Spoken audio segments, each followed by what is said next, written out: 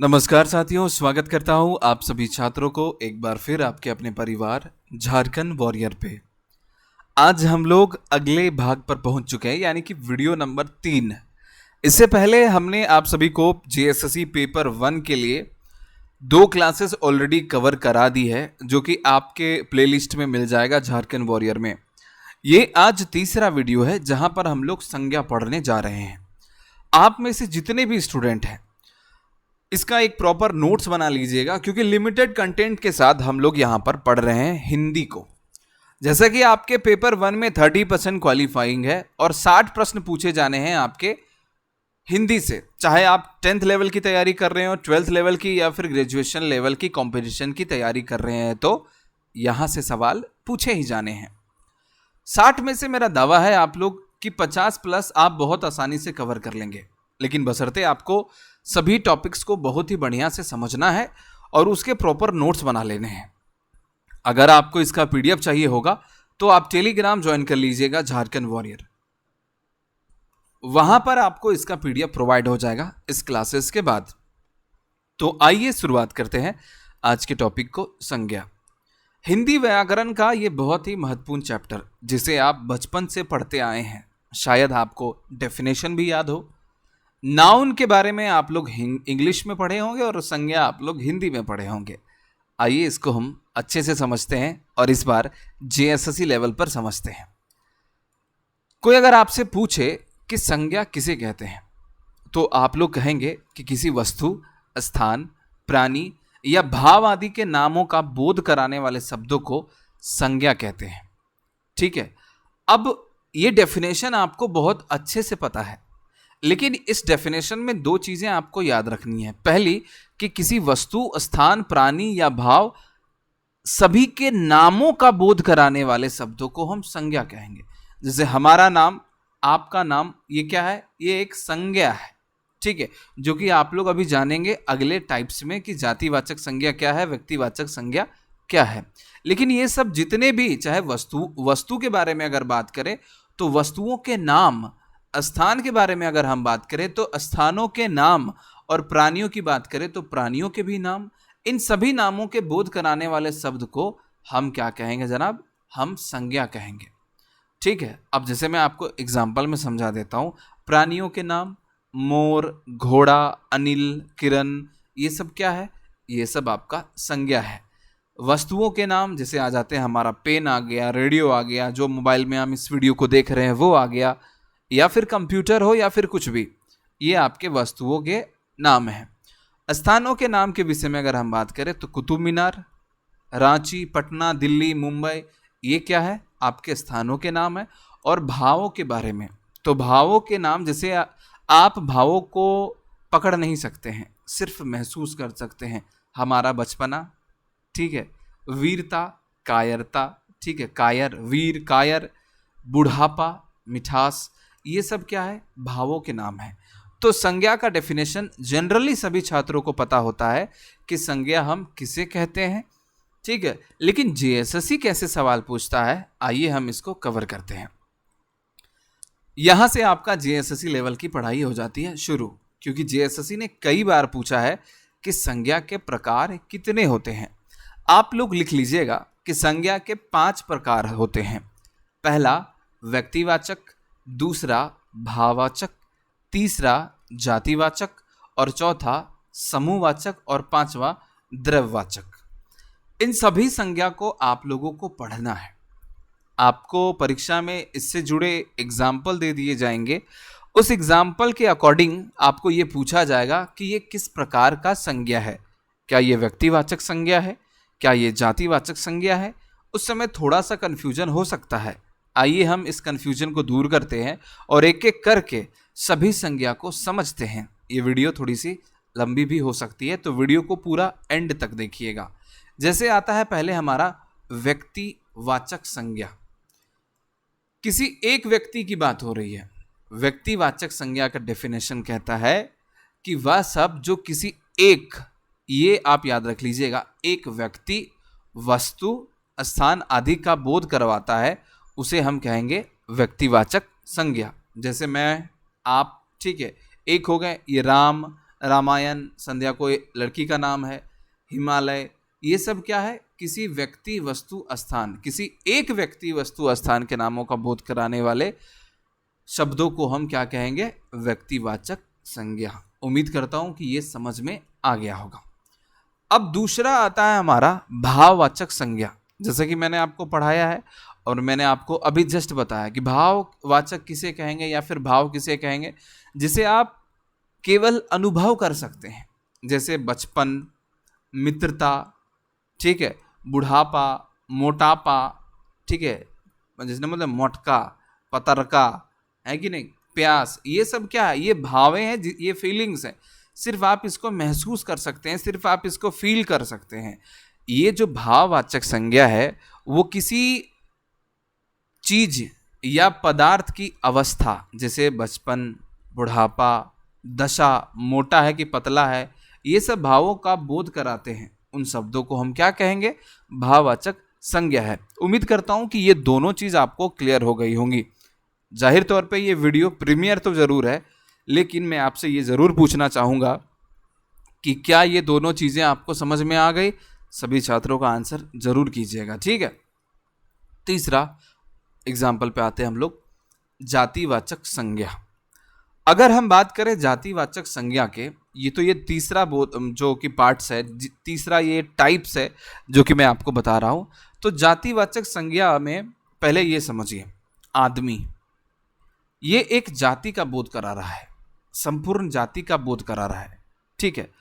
अब आदमी हम भी हैं, आप भी हैं, ठीक है, बहुत सारे आदमी हैं भाई, ठीक है, और ये है उसका जाति, ठीक है। अब जानवर जैसे हो सकते हैं भाई, बहुत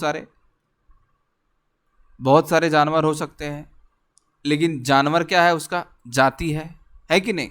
अब आदमी का ही एग्जांपल दे देता हूं, चाहे मैं हूं, चाहे आप हैं, या फिर और आपके मित्र हैं, ये सब क्या है, ये मनुष्य है, ये आदमी है, और इनका जाति मनुष्य है, ठीक है। जैसे मैं आप नहीं समझ में आ रहा है, चलो मैं आपको समझा देता हूं। किसी जातिवाचक संज्ञा का जो पहले डेफिनेशन है उसको कवर करते हैं। जो शब्द किसी व्यक्ति, वस्तु, स्थान की संपूर्ण जाति का बोध कराते हैं, उन शब्दों को हम जातिवाचक संज्ञा कहते हैं। जैसे मैं आपको बता देना चाहता हूं, मैं अपना एग्जांपल देता हूं कि मैं राजपूत हूं, ठीक है, मैं राजपूत हूं, रोशन सिंह, ठीक है। तो हमारे ऐसे बहुत ऐसे लोग होंगे जो राजपूत होंगे, ठीक है, लेकिन हमारा जाति क्या है भाई, हमारा जाति है राजपूत, ठीक है। रोशन सिंह है, बहुत लोग हैं, और भी लोग हैं, ठीक है। तो ये सब क्या है भाई, ये आदमियों का जो है जाति क्या है, हम लोग का राजपूत है। उसी प्रकार यहाँ पर जो एग्जाम्पल दिए गए हैं कि किसी व्यक्ति, वस्तु या स्थान की संपूर्ण जाति की, अब जैसे जानवर हो सकता है तो बहुत हो सकता है कुकुर बिलाए, है कि नहीं, ये जानवर है, इसकी जाति क्या है भाई, जानवर। तो ये जातिवाचक संज्ञा है। पक्षी, बहुत तरह के पक्षी है जी, मोर है, कोयल है, तोता है, सब जो क्या है, पक्षी है, लेकिन जाति क्या है भाई, पक्षी है ना। तो भाई जो शब्द किसी व्यक्ति, वस्तु या स्थान की संपूर्ण जाति की बोध कराता है उसे हम जातिवाचक संज्ञा कहेंगे। जैसे पुस्तक, बहुत सारे पुस्तकें हैं भाई, लेकिन मेन पुस्तक उसे हम कहते क्या है भाई, पुस्तक ही ना कहेंगे, ठीक है। जैसे आपको कोई ला करके दे दिया, कोई ये बुक है तो कोई वो बुक है, जाति पुस्तक है। स्थान, बहुत सारे स्थान होते हैं। तो संपूर्ण जाति की जो बोध कराता है उसे हम जातिवाचक संज्ञा कहेंगे। उम्मीद करता हूं इससे ज्यादा समझाने की आवश्यकता भी नहीं है। अब आते हैं समूहवाचक पर और इसको कवर करते हैं। समूहवाचक जो संज्ञा होता है वो, इससे आप पता लगा सकते हैं समूहों को कहा जाता है। जैसे जिस संज्ञा शब्दों से किसी व्यक्ति या वस्तु के समूह का बोध होता है उसे हम समूहवाचक संज्ञा कहेंगे, ठीक है। जैसे एक परिवार में 4 लोग हैं, माँ है, ठीक है, पिता है, बेटा है और बेटी है, 4 लोग हैं। तो ये एक परिवार है, ये एक समूह है, 4 लोगों का समूह है, तो ये समूहवाचक हो गया, है ना। ये क्या हो गया, समूहवाचक हो गया। पुस्तकालय, भीड़ में अंगरा मंगरा सब रहता है कि नहीं, तो ये हमारा जो है समूहवाचक हो गया। बहुत लोगों का जमावड़ा, समूह, ये आप लोग जानते ही हैं, जिसको हम लोग कहते हैं ग्रुप, ठीक है। तो ये हो गया हमारा समूहवाचक संज्ञा। हमने क्या क्या पढ़ाया, एक बार फिर से। व्यक्तिवाचक संज्ञा किसी एक व्यक्ति वस्तु स्थान को बोध करवाता है, उसे व्यक्तिवाचक कहेंगे। भाववाचक, भावों के बारे में कहा, फीलिंग्स के बारे में आपको बताया। जाति, किसी विशेष जाति के संपूर्ण जाति के बारे में आपको बताया। और समूह जो है वो टोटल के बारे में मैंने आपको बताया, ठीक है, चाहे वस्तु की बात हो चाहे व्यक्तियों की बात हो। तो ये क्या होता है हमारा समूहवाचक। अंतिम आता है हमारा पांचवा, जो कि आता है द्रव्यवाचक। इसका डेफिनेशन ध्यान रख लीजिएगा, हालांकि इससे ज़्यादातर सवाल अभी तक नहीं पूछे गए हैं, लेकिन फिर भी मेरा ये रिकमेंड रहेगा कि डेफिनेशन इसके याद रखिएगा। जो शब्द किसी ठोस तरल पदार्थ, धातु अधातु या द्रव का बोध कराते हैं उसे हम क्या कहेंगे, द्रववाचक संज्ञा कहेंगे।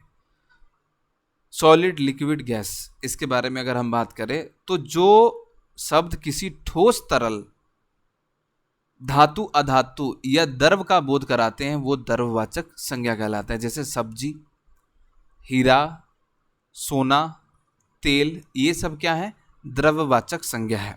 तो ये संज्ञा के 5 प्रकार जो कि मैंने आपको बताया, लेकिन अब जो मैं आगे बढ़ रहा हूं वो आते हैं संज्ञा के विकारक तत्व। अभी वीडियो थोड़ा सा लंबा होगा, इसको आराम आराम से समझिए, ठीक है।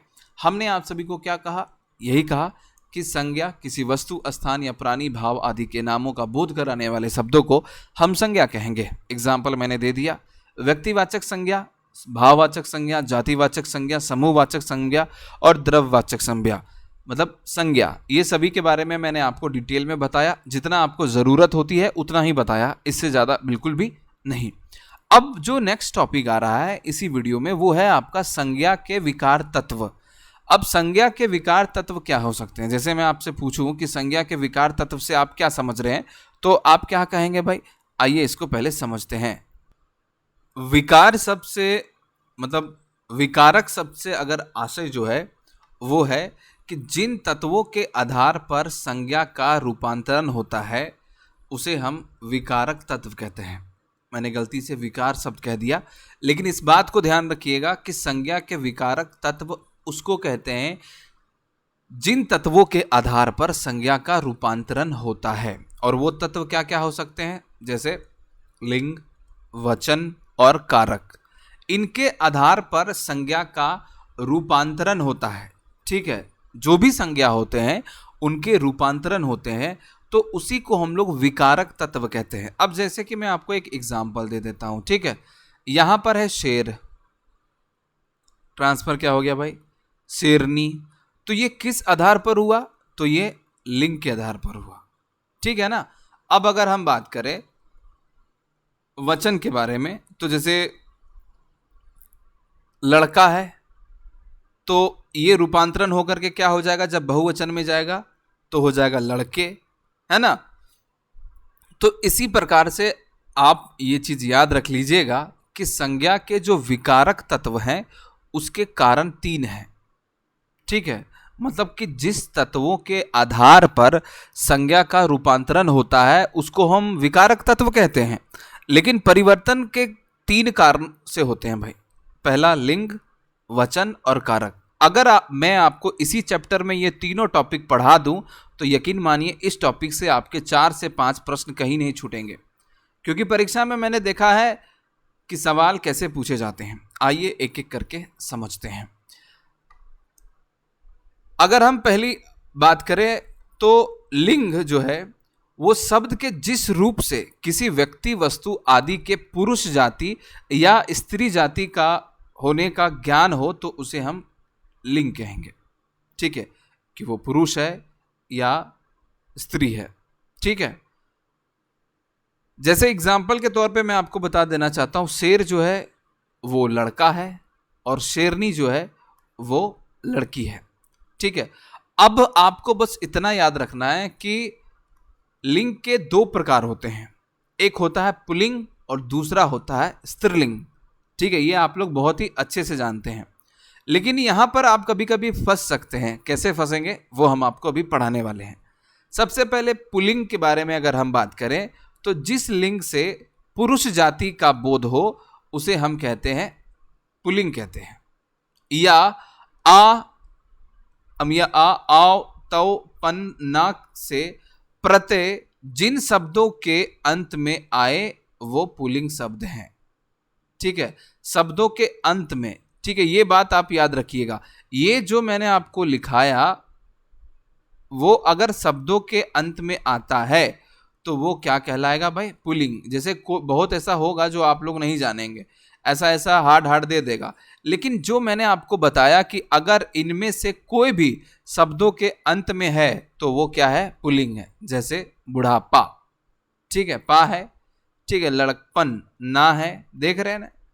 कपड़ा आ रहा है, ये प्रत्यय की बात कर रहा हूं। ठीक है, लेन देन, बैल, बकरा, ये सब इसके एग्जाम्पल हैं। अगर हम बात करें तो आप वैसे भी अंदाजा लगा सकते हैं। जैसे आपको अगर कोई पूछ देगा कि बताओ जी बैल क्या है भाई, तो आप ऑब्वियसली कहेंगे कि ये पुल्लिंग है कि नहीं। अगर हम कहेंगे भाई कि कुत्ता क्या है, तो आप लोग कहेंगे सर पुल्लिंग है। कुत्ती, तब कहेंगे सर स्त्रीलिंग है। अब अगर हम यहाँ पे कुत्ता कुत्ती बोले लगे हैं तो सबको लगने लगा कि सर क्या पढ़ा रहे हैं भाई, अब दांत भी दिखा रहे होंगे। चलो जी, वीडियो प्रीमियर जरूर है, लेकिन मैं चाहूंगा कि टकला महाराज जरूर भेजना। इसमें क्या है ना कि मैं बाद में देखता हूँ तो खुश हो जाता हूँ कि भाई टकला महाराज लोग को आप भेज रहे हैं कि नहीं। ठीक है, तो जल्दी से भेज दो भाई। चलिए, अब अगर हम बात कर ले स्त्रीलिंग की, तो जिन लिंग से स्त्री जाति का बोध होता है उसे हम कहेंगे स्त्रीलिंग। ठीक है, जिन भाववाचक संज्ञाओं के अंत में टा, वट, खा या हट होता है वे स्त्रीलिंग शब्द होते हैं। हमने बात कहा है भाववाचक संज्ञाओं के अंत में, जैसे चिकनाहट। ठीक है, ये क्या है? आपका एक भाववाचक के रूप में है। बनावट, सजावट, ठीक है, कुटिया, खटिया, चिड़िया, बकरी, मोरनी, मोहिनी, ये भी क्या है? भाववाचक है। लड़की, वैसे ही पता कर लोगे।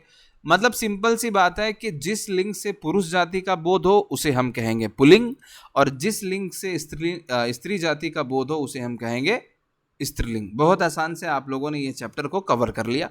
अब आगे बढ़ते हैं, जो कि दूसरा फैक्टर है रूपांतरण का, संज्ञा का है, वो है वचन। शब्दों के जिस रूप से किसी व्यक्ति, पदार्थ आदि के एक या अनेक होने का पता चले उसे हम क्या कहेंगे? वचन कहेंगे। कि वो एक है या फिर अनेक है, अगर हमको पता चल जाए तो उसे हम क्या कहेंगे जी? वचन कहेंगे। और यही वचन का डेफिनेशन है। जैसे हम एक हैं, आप लोग बहुत सारा है, आप लोग बहुवचन, हम एक वचन, है ना। या फिर संज्ञा के जिस रूप से संख्या का बोध हो उसे हम वचन कहेंगे। संख्या का बोध हो उसे हम क्या कहेंगे? वचन कहेंगे। ये मैंने आपको दो डेफिनेशन बताया।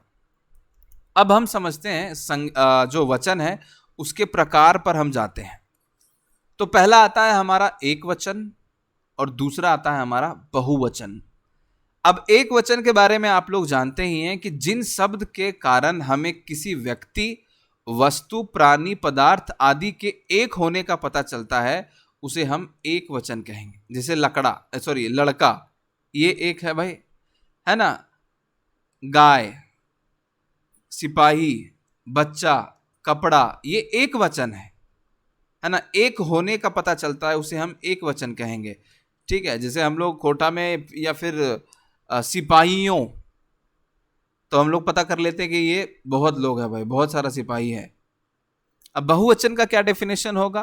कि जिस विकारी शब्द या संज्ञा के कारण हमें किसी व्यक्ति, वस्तु, प्राणी, पदार्थ के आदि के एक से अधिक या अनेक होने का पता चलता है तो उसे हम कहेंगे बहुवचन।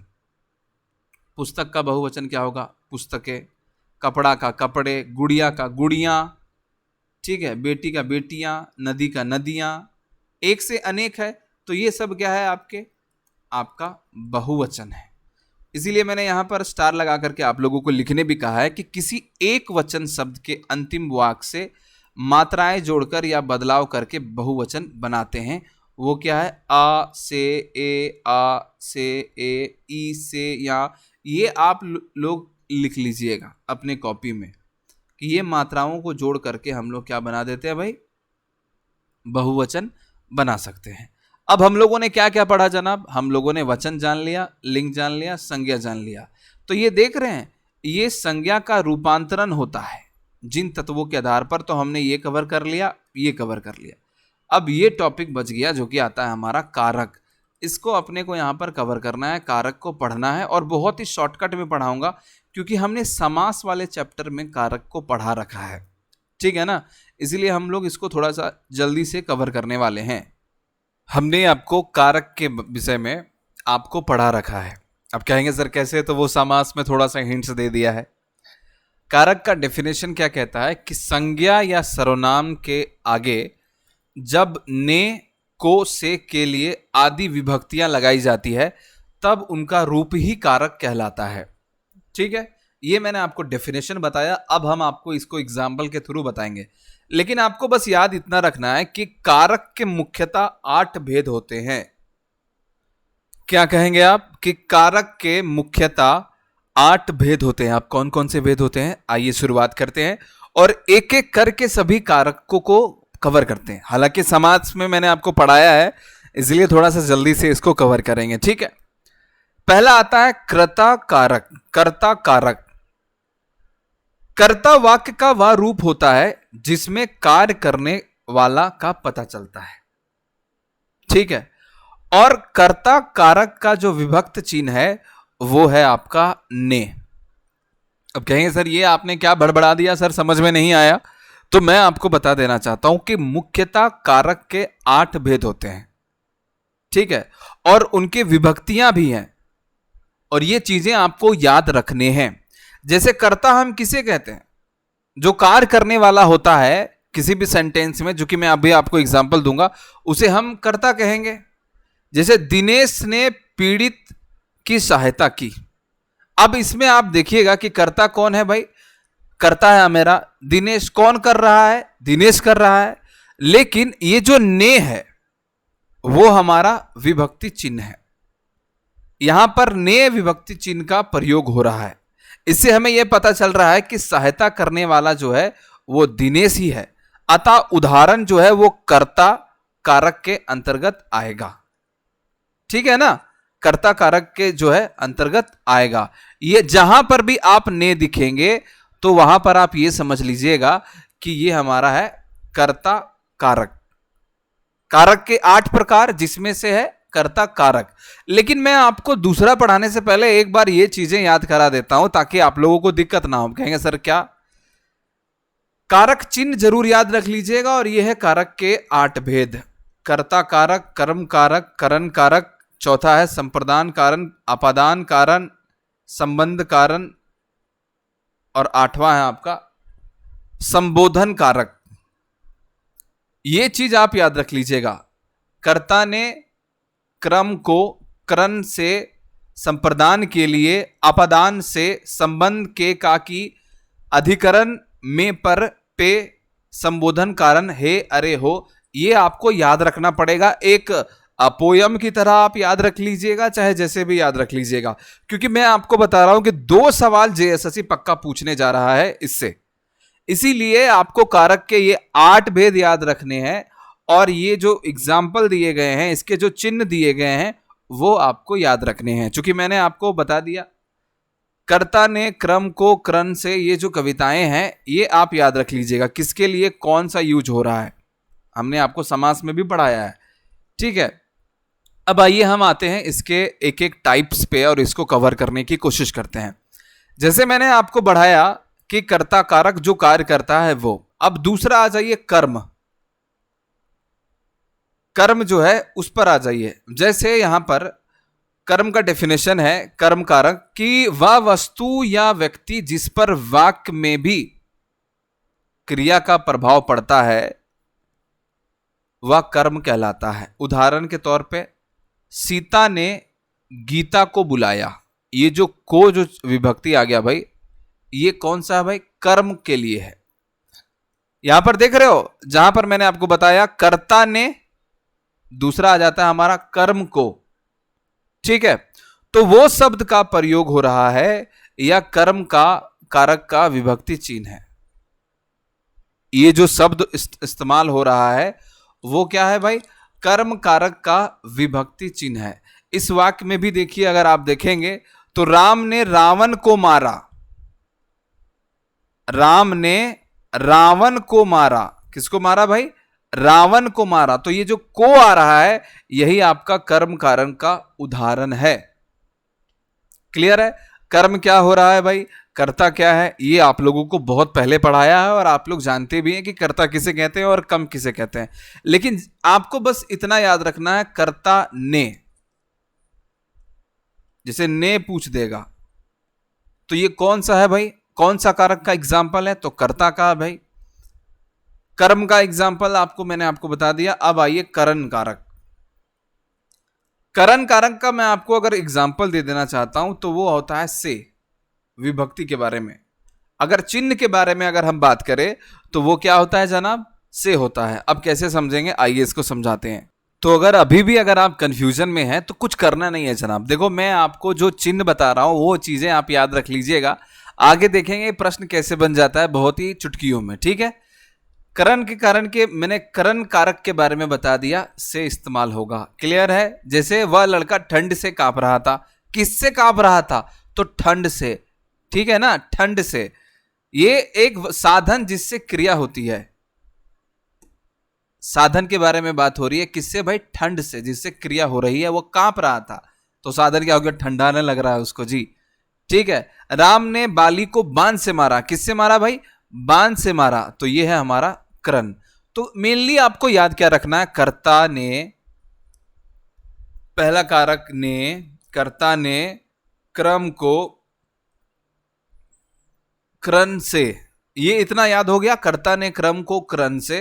अब चौथा में आ जाइएगा तो आ जाएगा संप्रदान कारक। ठीक है, और संप्रदान कारक का अर्थ होता है देना होता है।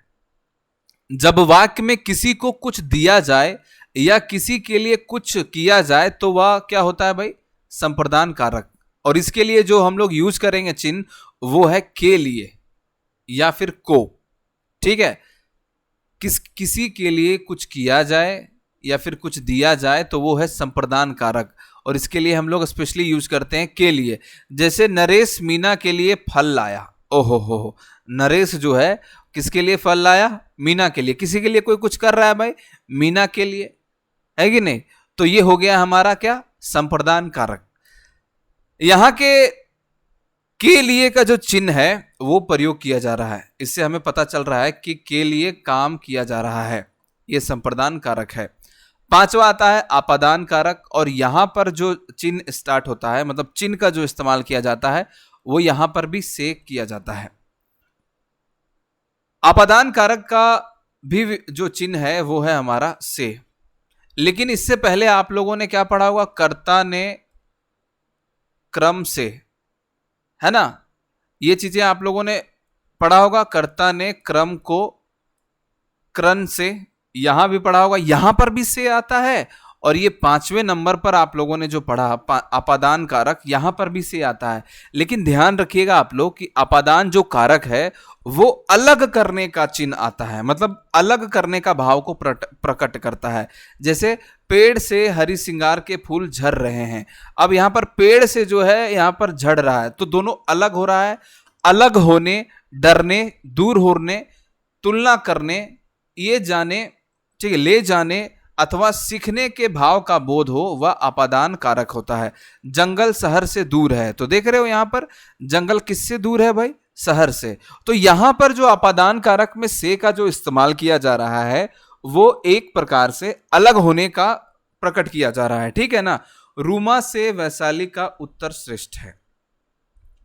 ठीक है, यहां पर तुलना की जा रही है कि जो रूमा है वो वैशाली का उत्तर श्रेष्ठ है, रूमा से वैशाली का उत्तर श्रेष्ठ है जो वो लिखी है। तो ये अपादान कारक है, आप इसको याद रख लीजिएगा। संबंध के का की मैंने आपको बहुत ही अच्छे से पढ़ाया था कि ये जो संबंध कारक है वो दो वस्तुओं के बीच का संबंध का बोध कराता है। जैसे का के का की, ना, ने, नो, रा, रे, री।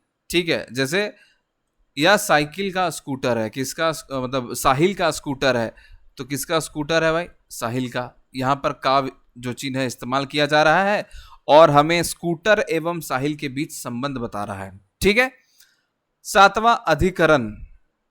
तो यहां पर आप लोग याद रख लीजिएगा, अधिकरण में हम लोग जो चिन्ह यूज करते हैं वो यूज करते हैं में पर। ठीक है, जैसे जब मैं घर में गया, जब मैं घर में गया, कुर्सी आंगन के बीच बिछा दो। तो ये जो देख रहे हैं आप लोग, भीतर, अंदर, ऊपर, बीच, यहां पर अधिकरण कारक का इस्तेमाल होता है। आश्रय या फिर आधार करके इसको हम टर्म करेंगे। मैं इसको बहुत ही शॉर्ट वे में पढ़ा रहा हूं, पता है क्यों? क्योंकि मैंने इसको पढ़ा रखा है ऑलरेडी, इसलिए मैं चाहता हूं कि इसे मैं जितना जल्दी हो सकता है कवर करके चला जाऊं। आठवां की अगर हम बात करें तो संबोधन कारक, जो कि मैं आपको बता देना चाहता हूं कि इसमें जो है आप लोग याद रख लीजिएगा, अरे, हे, अजी, ठीक है, ये इसके चिन्ह हैं। हे ईश्वर, मेरे साथ ही ऐसा क्यों होता है, यहां पर जो हे इस्तेमाल हुआ है वो यहां पर इसी ईश्वर के लिए प्रयोग हो रहा है, ठीक है, और ये संबोधन कारक है।